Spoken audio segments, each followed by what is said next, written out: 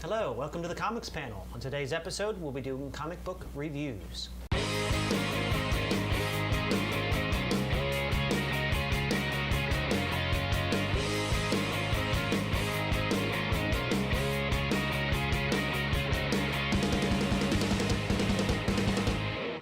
Okay, well, we each have a few new comic books that we took a look at, and we each have our own opinions and about the comic books. I'll go first. Sure. Okay. I had Ice Cream Man. This is an Image comic, and it was written by Maxwell Prince, and the art was done by Martin Morazzo. It's a horror comic book, and we're up to issue number 3. This is issue number 1 right here, and issue number 3 just came out very recently, so I've had the advantage of reading 3 issues, so I'm a little bit further ahead, and it's a horror comic book, and they're all a little bit self-contained, and the only character I can tell so far is that's the common thread between the issues is the Ice Cream Man, and he's kind of it's a little bit, I'm not sure if he's a demon or some kind of magical element or whatever, that he seems to be going through different characters and melding out justice, I would think, or maybe vengeance or something. Each issue was dramatically different. I was kind of surprised.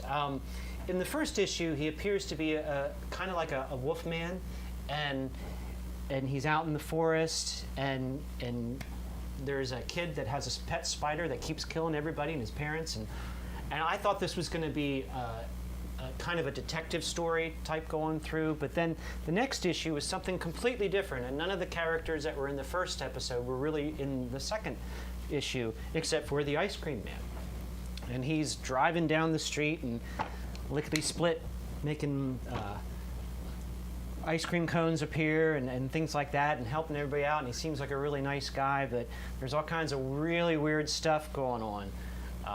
The second episode dealt with heroin abuse and heroin addicts, and that was kind of a downer of a story as far as I'm concerned. It wasn't bad.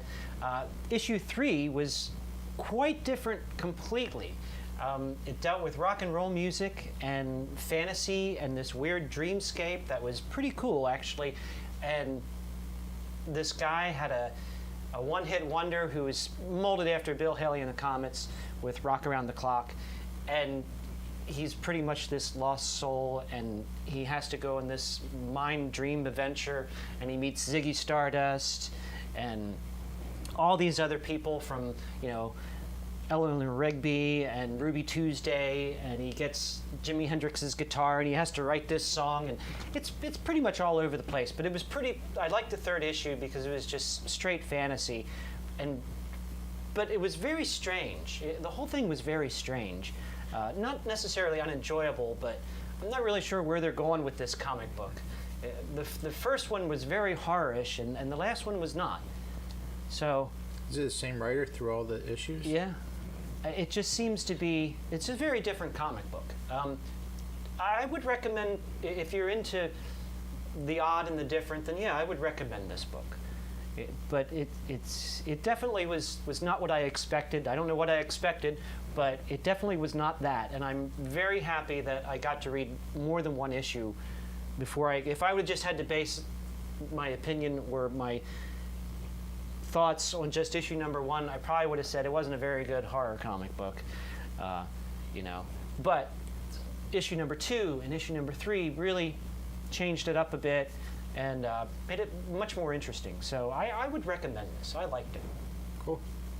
The art wasn't that, but the art was okay. I shouldn't say that. It fit the book. I liked it. Cool. Well, the book I am doing is Highest House by IDW. It's more of the fantasy. It's oversized, so it does have a $4.99 price tag for cover price.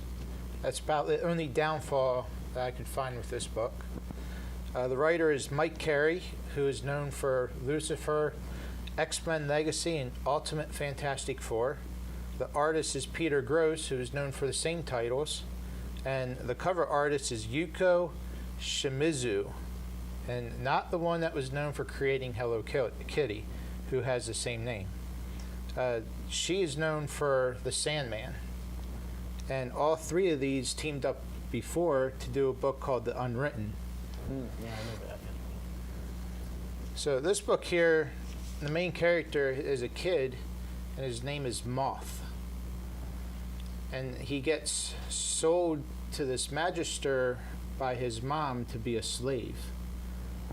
And this magister, he buys a whole bunch of people as slaves, but it really focuses on this little kid. And the magister is kind of like a magician. He does sorcery here and there.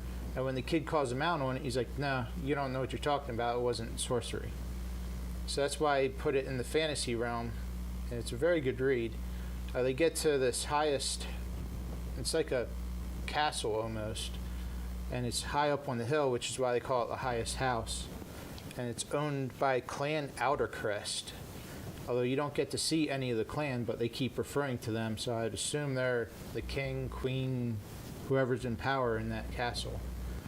And it's a very good story. I would recommend it. I'm interested to see issue 2 when it comes out. All right. Well, like I said, I had a little bit of an advantage. I had a couple issues. Yeah, I had one issue. Yeah, but that's it. I think you liked your book. I liked my book. I liked the, my the book. artwork inside is really decent. Yeah, I noticed that a lot. Yeah. I like that a lot.